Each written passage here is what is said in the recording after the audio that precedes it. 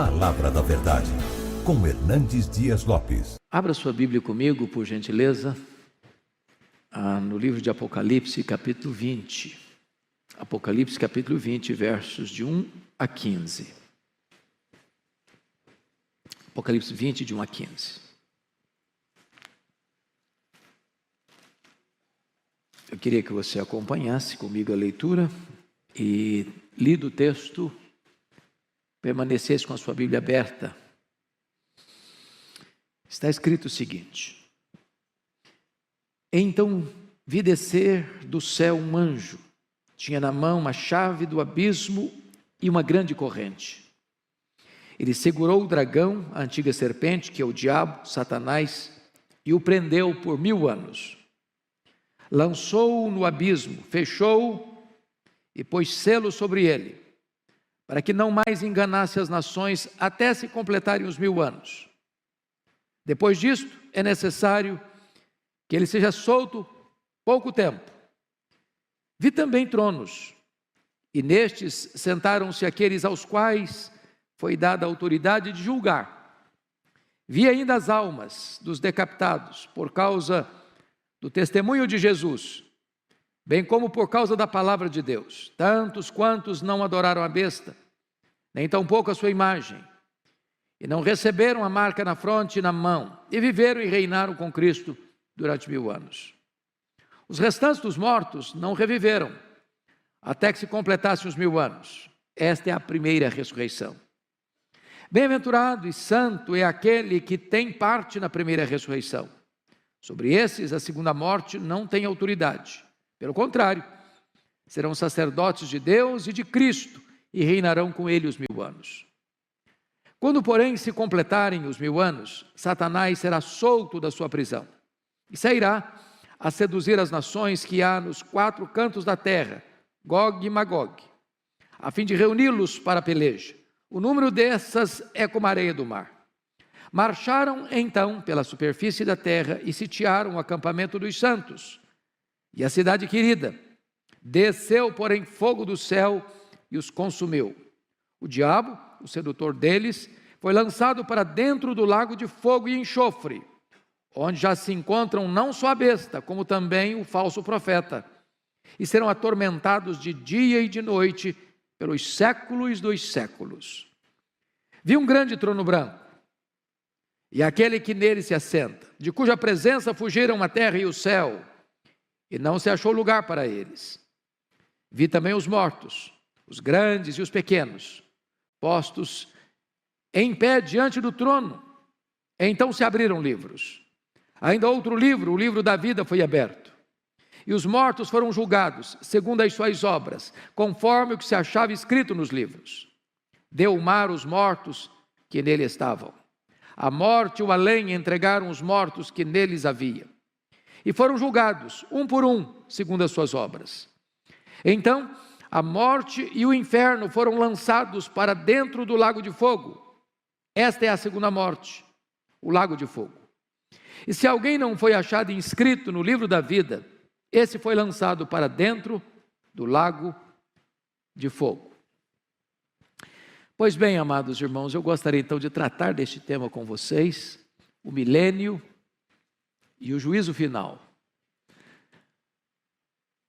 A primeira coisa que eu preciso afirmar, e com toda sinceridade e humildade, é que este capítulo é certamente o capítulo mais polêmico do livro de Apocalipse e talvez um dos mais polêmicos de toda a Bíblia.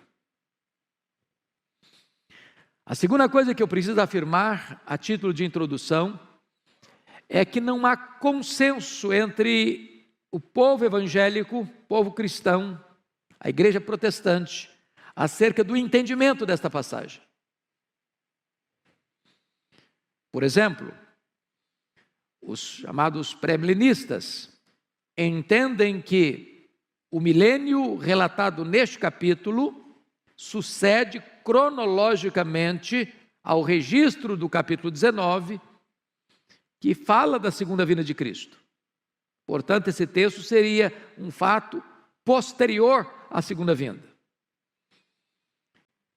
Para os amilenistas, que entendem que o livro de Apocalipse não é um livro que segue uma linha cronológica linear, que parte do ponto 1 ao ponto 10, ou ponto 0 ao ponto 10, mas que o livro de Apocalipse, ele é entendido em seções paralelas e progressivas, e que as mesmas verdades são apresentadas em telas diferentes.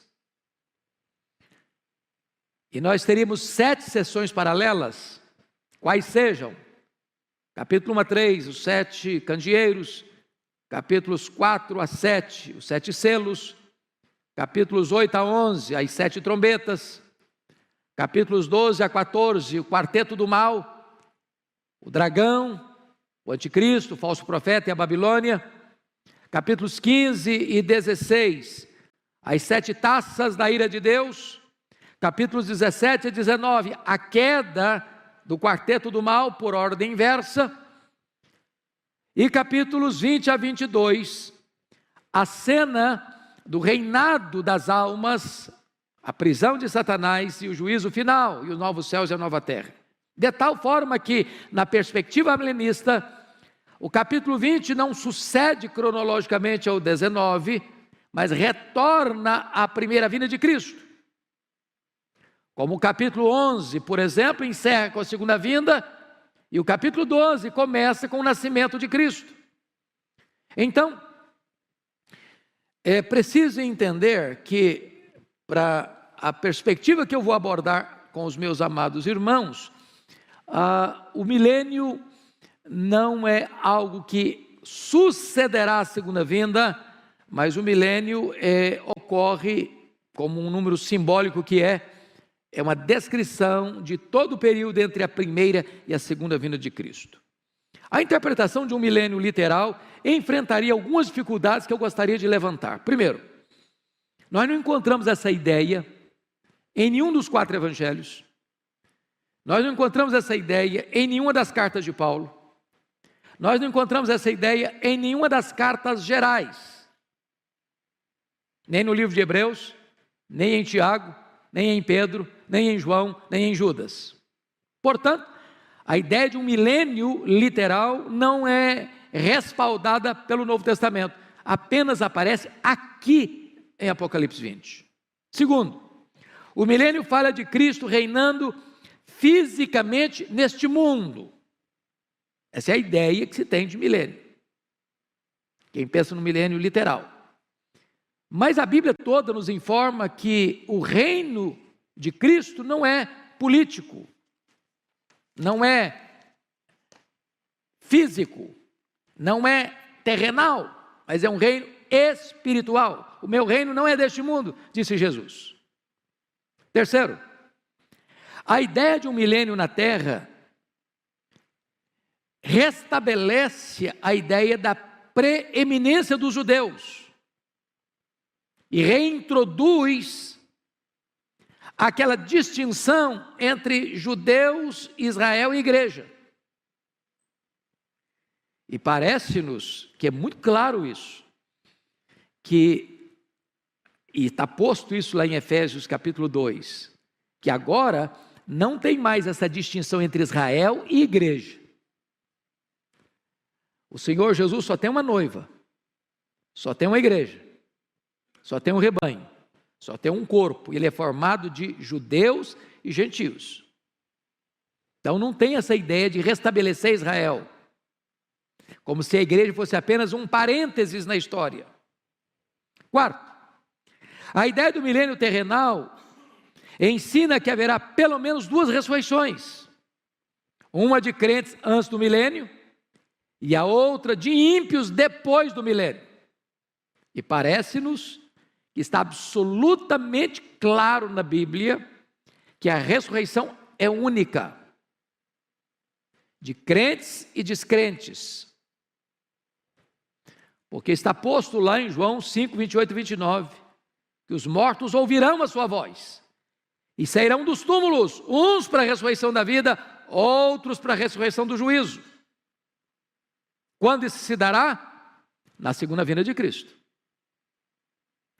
E Paulo diz isso. Quando ele vier, os mortos em Cristo ressuscitarão primeiro, não primeiro em relação aos outros mortos, mas primeiro em relação aos que estiverem vivos. Então a ressurreição é única e se dará na segunda vinda de Cristo. Quinto, a ideia do milênio cria a grande dificuldade da convivência de Cristo glorificado e santos glorificados convivendo com gente não glorificada. Pense você com um corpo de glória, enfrentando gente indo para o banco, indo no supermercado, enfrentando o trânsito de São Paulo. É complicado. É um anticlímax. Difícil de entender isso. Sexto, como conceber a ideia de que as nações, estando sob o reinado de Cristo durante 1000 anos, de repente se rebelam contra Ele, para declarar guerra contra Ele? É outra situação adversa, para aceitar essa ideia de um milênio literal. E finalmente, todo o ensino do Novo Testamento é que o juízo é universal e seguirá imediatamente à segunda vinda de Cristo. Ele virá, se assentará no trono da sua glória e julgará as nações. Então o juízo final não se dará 1000 anos depois que ele voltar, mas imediatamente na volta dele. Bom, eu gostaria então, dito isto, de entrar na exposição do texto. E peço que você, com a Bíblia aberta, me acompanhe, porque eu quero tratar de quatro quadros distintos aqui. Primeiro, a prisão de Satanás, dos versos 1 a 3. O que significa a prisão de Satanás? Pois bem, amados, a Bíblia fala, lá em Apocalipse capítulo 1, capítulo 9, versículo 1, capítulo 9, versículo 11, capítulo 11, versículo 7, e nesse texto, que existe um poço do abismo, e que esse poço tem uma tampa, e que esse poço pode ser aberto, e que esse poço pode ser fechado, e que esse poço pode ser selado. É o que está escrito aí. Vi descer do céu um anjo, tinha na mão a chave do abismo e uma grande corrente, segurou o dragão, a antiga serpente, que é o diabo, Satanás, e o prendeu por 1000 anos, lançou no abismo, fechou e pôs selo. Agora preste atenção comigo. Esta é uma linguagem, meus irmãos, simbólica.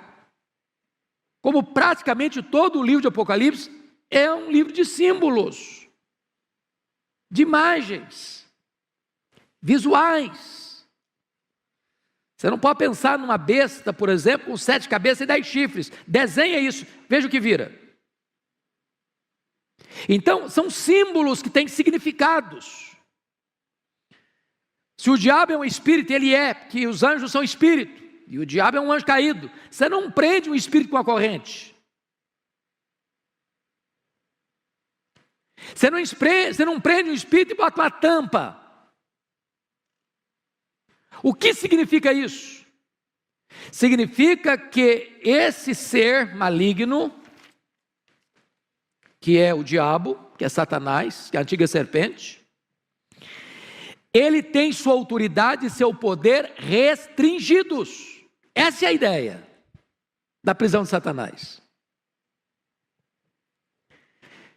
Não significa, entretanto, que Satanás está inativo, mas está limitado. Nas palavras de Lutero, Satanás é um cachorro na coleira de Deus. Ele só pode ir até onde a coleira o permite ir e não 1 centímetro a mais. Deus põe limites. Limites. E qual é o limite que foi imposto a ele? Confira comigo o verso 3. Lançou no abismo, fechou e pôs selo sobre ele, para que não mais enganasse as nações. Então vamos entender o que significa isso. Não mais enganar as nações. Primeira coisa que eu chamo a sua atenção é que, do ponto de vista de hermenêutica, né, pastor Arival, a gente aprende isso no seminário, e aprendo nos livros todo dia, que você não explica um texto claro à luz de um texto obscuro, mas você explica um texto obscuro à luz de um texto claro. Eu acho que serve para a teologia e deve servir para o direito também, acredito. A hermenêutica. Não é isso mesmo? Então, a pergunta é: o que é que o Novo Testamento tem a ensinar-nos acerca da prisão de Satanás? Isso tem a ver com a segunda vinda ou com a primeira vinda? Então, chamo a atenção de vocês para alguns textos. Primeiro, Mateus 12, 29. Vocês se lembram lá que o valente, que é o diabo, ele tem uma casa. Ele guarda em segurança todos os seus bens. Que bens são esses? Pessoas. Até que o mais valente, quem é o mais valente? Jesus. Entra na casa. Tira-lhe a armadura em que confiava, a panóplia dele. Amarra-o. E lhe divide os despojos, arranca os bens dele da casa dele. O que significa isso? Que o diabo, Satanás, ao ser preso, ter sua autoridade, seu poder restringido, ele não tem condições de impedir que uma pessoa que Deus escolheu, por quem Cristo morreu, chamado pelo Evangelho, seja impedida de crer no Senhor Jesus. É o Senhor Jesus que amarra o valente, e o fez na primeira vinda, e não acontecerá na segunda, mas na primeira vinda. Lucas 10, 17 e 18, diz que quando os discípulos regressaram, os 70, possuídos de alegria, dizendo: Senhor, os próprios demônios se nos submetem pelo teu nome, mas ele lhes disse: eu vi a Satanás caindo do céu como relâmpago. Limitação de poder. Jesus Cristo disse em João 12, 31 e 32, chegou o momento de ser julgado este mundo, e agora o seu príncipe será expulso. Eu, quando for levantado da terra, atrairei todos a mim. O diabo não pode impedir isso. Louvado seja Deus, irmãos. Se o diabo pudesse, você e eu não estaríamos aqui nessa noite. Se o diabo pudesse, você e eu não teríamos crido em Jesus. Se o diabo pudesse, nós não teríamos sido alcançados pela graça, lavados no sangue do Cordeiro, selados com o Espírito Santo da promessa, e o nosso nome não estaria no livro da vida. Se o diabo pudesse, a igreja não poderia enviar um missionário sequer, e não haveria sequer uma conversão nos campos missionários. Seu poder foi o quê? Cerceado e limitado e restringido. Essa é a ideia. Essa é a ideia. Pois bem, o que significa? Preste atenção nisso. No finalzinho do versículo 3, é necessário que ele seja solto por pouco tempo. O que significa esse pouco tempo em que Satanás será solto depois do milênio? Veja bem, a Bíblia usa algumas expressões para definir esse momento final que vai anteceder a volta de Jesus. Primeiro, a apostasia. Segundo, a grande tribulação. Terceiro, a manifestação do homem da iniquidade, ou do iníquo, que é o anticristo. Quarto, o pouco tempo de Satanás. Essas quatro expressões apontam para a mesma realidade. Para esse momento final, de uma perseguição atroz, de Satanás usar todo o seu arsenal e toda a sua fúria, e toda a sua força e todos os seus agentes para perseguir o Cordeiro e a sua igreja. A grande tribulação, a apostasia, a manifestação do homem da iniquidade e o pouco tempo de Satanás. Esse é o tempo que vai anteceder a segunda vinda de Cristo. Mas, outra pergunta: o que significam esses 1000 anos? O que significa esses 1000 anos? Como todo o texto é simbólico, por exemplo, o abismo, o poço, a corrente, a prisão, o selo que tampa o poço, o milênio também é uma linguagem simbólica. é um número completo. Milênio é um tempo que vai, portanto, da primeira à segunda vinda de Cristo. É o número 10 cubicado, pleno. É o exato período em que as almas estão reinando com Cristo. Por exemplo, o que acontece quando um crente morre agora? O que acontece?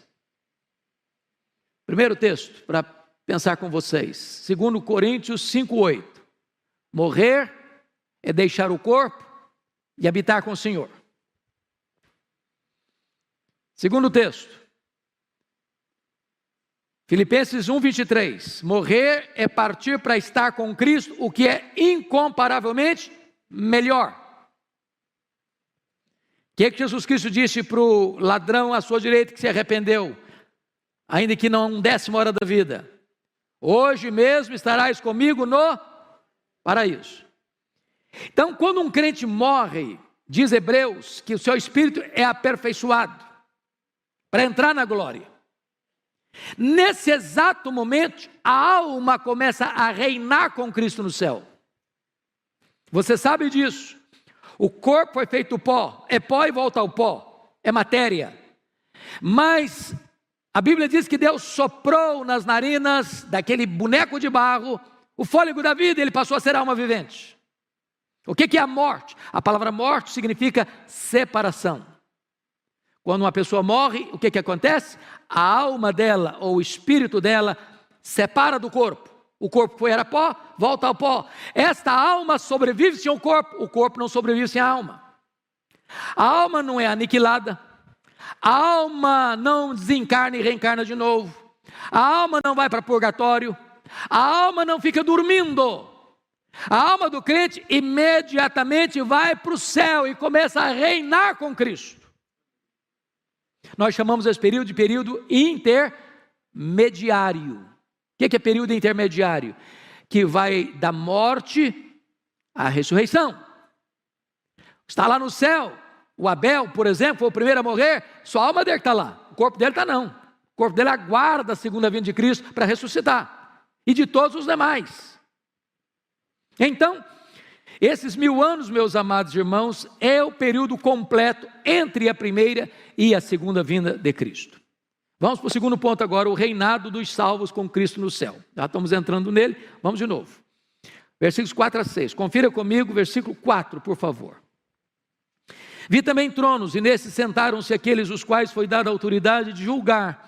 Vêm das almas dos decapitados por causa do testemunho de Jesus, bem como da palavra, por causa da palavra de Deus. Tantos quantos não adoraram a besta, nem tampouco a sua imagem, e não receberam a marca na fronte nem na mão, e viveram e reinaram com Cristo 1000 anos. Vamos entender isso aqui.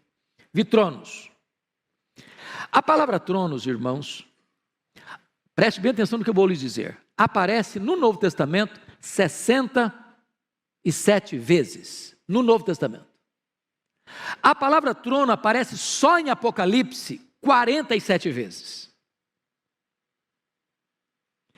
Porém, 44 vezes o trono que aparece é o trono de Deus. E todas as 44 vezes que o trono de Deus aparece, sabe onde ele está? No céu. Só 3 vezes o trono aparece na terra. 2:13, 13:2 e 16:10. E todas as 3 vezes que ele aparece na terra, ele é o trono do anticristo e o trono do diabo. Portanto, esse reinado aqui de 1000 anos não é na terra. Não é na terra. Não é um milênio aqui. Ele está tratando desse período em que as almas, não são os corpos, são as almas que estão reinando. Estão reinando. Aquelas mesmas almas lá do capítulo 6, versículo 9, que estão debaixo do altar clamando. Até quando, Senhor? Então é muito importante entender isso. As almas estão reinando com Cristo lá no céu. Abel está reinando com Cristo lá no céu. Seu papai, sua mamãe, seu avô, sua vovó, que já morreram em Cristo, que já estão com Jesus, estão reinando com Ele lá. Qual é a missão daqueles que estão reinando com Cristo lá? Primeiro, veja você, que eles estão assentados em tronos. Versículo 4. Que essa é a verdade bíblica. A Bíblia diz que os santos vão julgar as 12 tribos de Israel. Está lá em Mateus 19, 28. Que os santos vão julgar o mundo. Está lá em 1 Coríntios, capítulo 6, versículo 2. E vai julgar os anjos. Está lá em 1 Coríntios, capítulo 6, versículo 2. E Jesus prometeu à igreja de Laodiceia o seguinte: ao vencedor dar-lhe-ei sentar-se comigo no meu trono, como eu venci, sentei com meu Pai no seu trono. Então você e eu vamos assentar em tronos, para julgar. Julgar quem? As 12 tribos de Israel, o mundo e os anjos. Obviamente os anjos caídos. Eles participarão, portanto, da glória de Cristo lá no céu. Então, quem está lá? Os mártires e todos aqueles que morreram, vejam vocês, por causa do testemunho de Jesus, bem como por causa da palavra de Deus, todos os crentes. Todo crente que morreu está com Cristo lá no céu, reinando, aguardando certamente a segunda vinda de Cristo, quando haverá a ressurreição, e então um corpo de glória se unirá com esta alma que já está glorificada, para estar para sempre com o Senhor. Mas vamos a outra coisa, importante aqui, versículo 5 e 6 agora. Os restantes dos mortos não reviveram, até que se completasse os 1000 anos, esta é a primeira ressurreição. Bem-aventurado e santo é aquele que tem parte na primeira ressurreição. Que ressurreição é essa? Que primeira ressurreição é essa? É muito importante entender isso. Irmãos, quem nasce 2 vezes, morre uma vez só. Quem nasce uma vez só, morre 2. Explicando. Quem só nasceu fisicamente e não nasceu da água e do Espírito, morre fisicamente e morre eternamente. É a segunda morte. Mas quem nasce fisicamente e nasce de novo, a segunda vez, morre uma vez só, apenas fisicamente. A não ser que Jesus volte antes, você é trasladado, arrebatado, transformado e arrebatado. Portanto, essa primeira ressurreição não é a ressurreição do corpo. Toda a linguagem do Novo Testamento é essa, que quando você recebe a Cristo, você estava morto, e eu também. Deus nos deu vida, estamos nós mortos nos nossos delitos e pecados. O que aconteceu quando você foi convertido a Cristo foi uma verdadeira ressurreição. Então, bem-aventurado é aquele que passou pela primeira ressurreição, porque esse não sofrerá a penalidade da segunda morte. Claro, você não vai ser condenado, não entra mais juízo, passou da morte para a vida. Então, essa é a ideia de todo o Novo Testamento. Mas vamos ver agora, terceiro ponto, a derrota final de Satanás, versículo 7 a 10, olha aí comigo.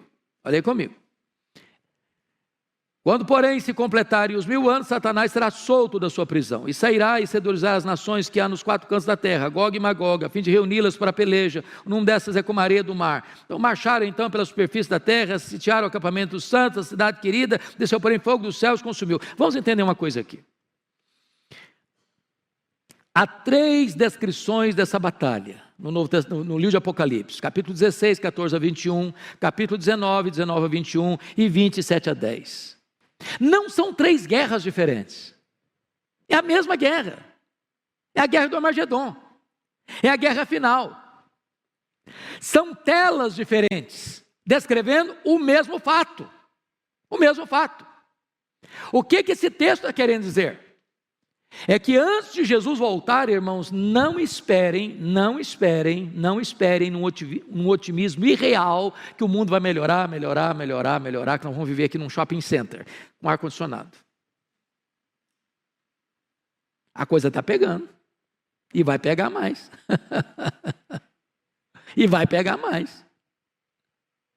Espera tempo fácil não. Por outro lado, nós não podemos ter um pessimismo negativo, doentio, sabe por quê?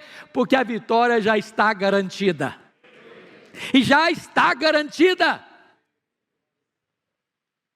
Irmãos, o final da história já está escrito, e a vitória é do Cordeiro e da sua igreja. Pode o diabo espernear, pode o inferno se agitar, pode o mundo fazer confusão, pode todo mundo virar e perseguir a igreja, e massacrar a igreja, e torturar a igreja, e prender os crentes, e matar os crentes. A vitória já está selada. Bendito seja Deus. Pois bem, amados, agora vamos para a cena apoteótica da vitória sobre os inimigos, porque veja você que nós estamos falando de telas. No capítulo 19, versículo 20, você está com a Bíblia aberta aí, está a descrição aí da prisão da besta, com o falso profeta. E diz o texto que os dois foram lançados vivos para dentro do lago do fogo que arde em enxofre. Mas como Satanás, o diabo, a antiga serpente, é o maioral dessa trilogia maligna, João aguarda para descrever isso mais no final. E aí olha o que está escrito no capítulo 10, 20 e 10. O diabo, o sedutor deles, foi lançado para dentro do lago do fogo e enxofre, onde já se encontram não só a besta, como também um falso profeta, e serão atormentados de dia e de noite pelos séculos dos séculos. Então vamos entender uma coisa aqui. Não tem aniquilamento. O que tem é penalidades eternas. Eles vão ser atormentados, o que está escrito aí? De dia e de noite. É claro que é uma linguagem bíblica, porque na eternidade não tem nem dia nem noite, é eternidade. E a Bíblia fala que aqueles que vão para a condenação eterna são trevas exteriores, banidos para sempre. Mas está escrito mais, eles serão o quê? Atormentados. Quando? Pelos séculos dos séculos. Entenda isso, que o diabo não é rei nem no inferno. Ele vai ser atormentado no lago de fogo para sempre e sempre e sempre. Então tem muita gente enchendo a bola do diabo como se ele fosse o comandante, que ele mandasse, que ele reinasse, que lá ele faz... Não, ele vai ser atormentado. Bom, agora vamos para a cena do juízo final, versos 11 a 15, que é o último ponto que eu quero destacar. Primeiro, Cristo se assenta no trono como juiz. Olha o verso 11. Vi um grande trono branco. Obviamente, grande porque é o trono do universo. Julgar todas as nações. Ele é ao mesmo tempo universal e ele é também individual. Branco porque ele é um espelho da santidade e da justiça. E aquele que nele se assenta, de cuja presença fugiram a terra e o céu, e não se achou lugar para eles. Agora pense na majestade desse juiz, na grandeza desse juiz, na honradez desse juiz, que não macula sua toga, que não mancha suas vestes sagradas, que nunca deixou se subornar para condenar o inocente ou para inocentar o culpado. Ele é o reto juiz, ele é o justo juiz, ele é o próprio Cordeiro, ele é o próprio Senhor da igreja, ele é o próprio Salvador da igreja, ele é Jesus, ele foi escalado para essa função, ele é o juiz. E ele é tão glorioso, ele é tão majestoso, que na presença dele o céu e a terra ficam com vergonha e se encolhem. Segundo lugar, os mortos ressuscitam para o julgamento. Olha versos 12 a 14. Vi também os mortos, os grandes e os pequenos, postos em pé diante do trono. Então, quem vai estar lá? Todo mundo. Crentes, não crentes, grandes, pequenos, ricos, pobres, doutores, analfabetos, ateus, agnósticos, místicos,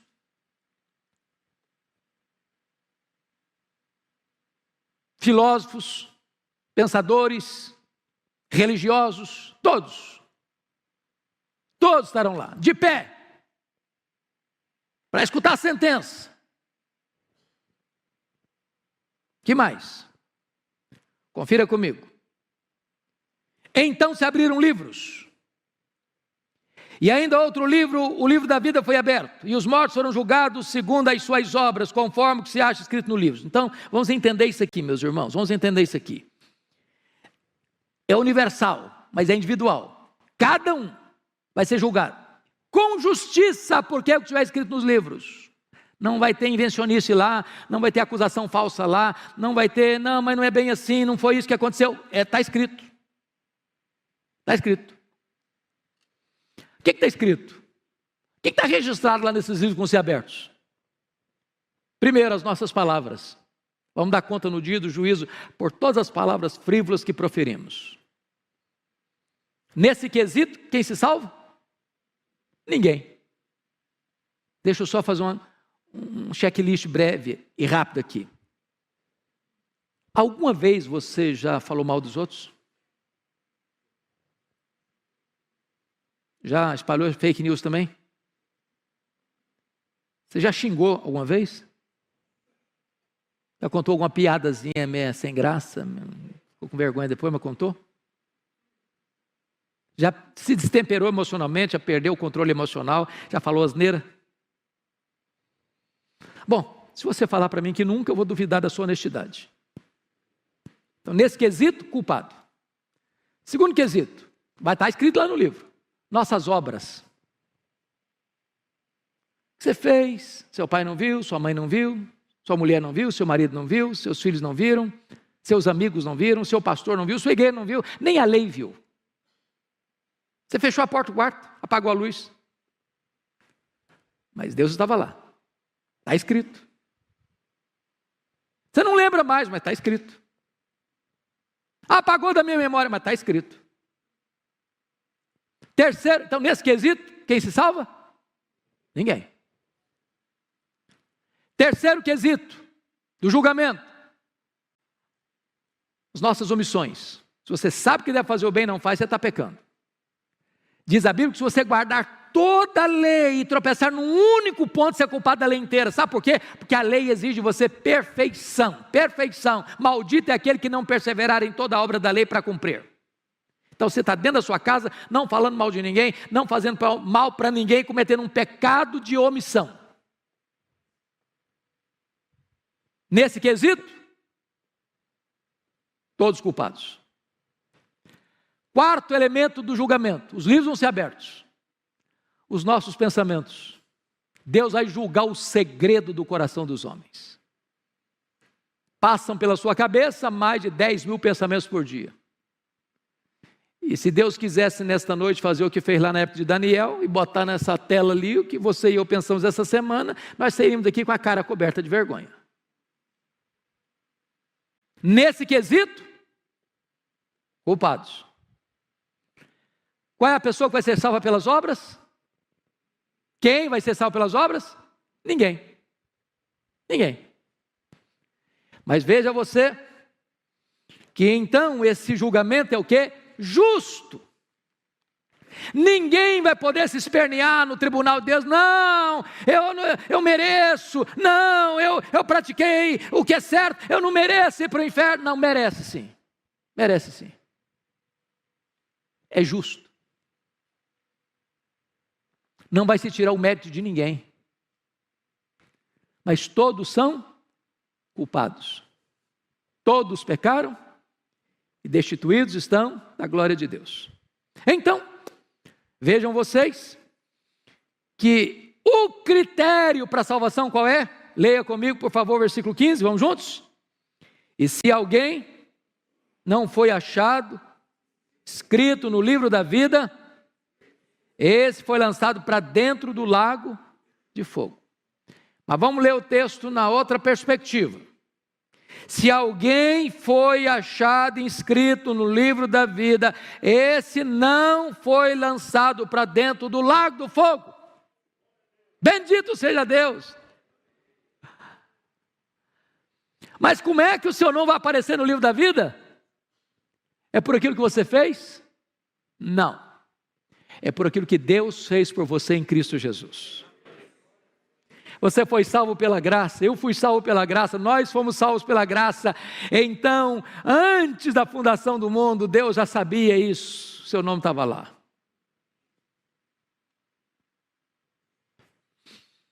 E aí você, em vez de ser lançado no lago do fogo, você vai ser convidado para as bodas do Cordeiro. Vai entrar para uma festa que nunca mais vai acabar. E você vai reinar com Cristo. Você vai se alegrar em Cristo. Você vai conhecer a Cristo. Você vai fruir a presença de Cristo. E você vai desfrutar da bem-aventurança eterna.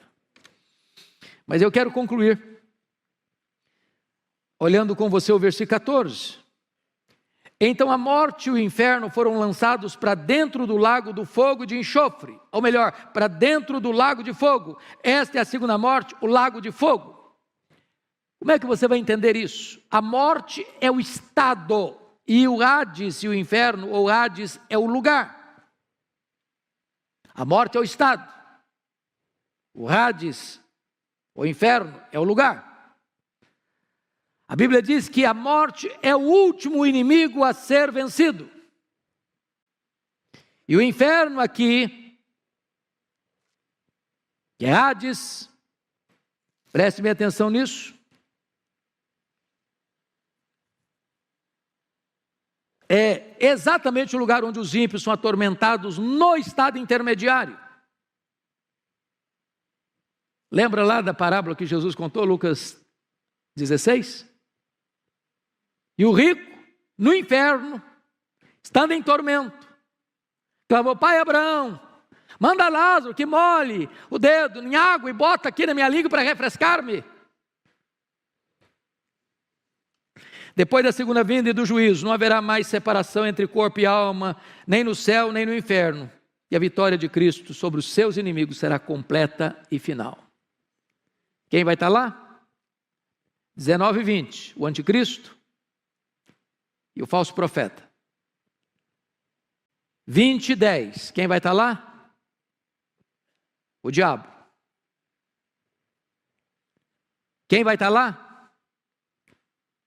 20 e 14, a morte e o inferno. Quem vai estar lá?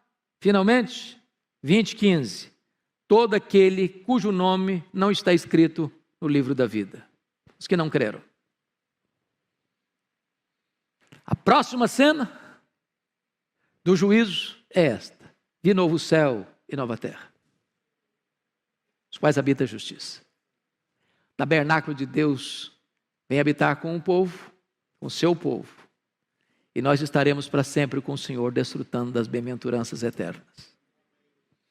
Irmãos, a palavra de Deus é tão linda, é tão rica, é tão majestosa, é tão consoladora para o nosso coração. E eu queria concluir hoje com a pergunta, muito solene, e a pergunta é esta: você que está aqui hoje, que veio aqui hoje, você está preparado para este grande dia?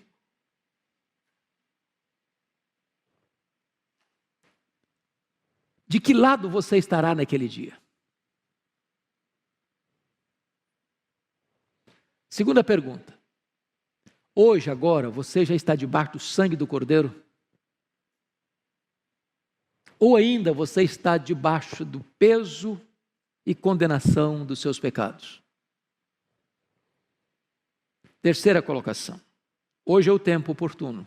Agora é o momento de você se arrepender e voltar-se para Jesus enquanto é tempo. Hoje, Ele pode ser o seu advogado. Amanhã, certamente, Ele será o seu juiz. A decisão é sua, intransferivelmente sua. Vamos baixar nossa cabeça e vamos orar.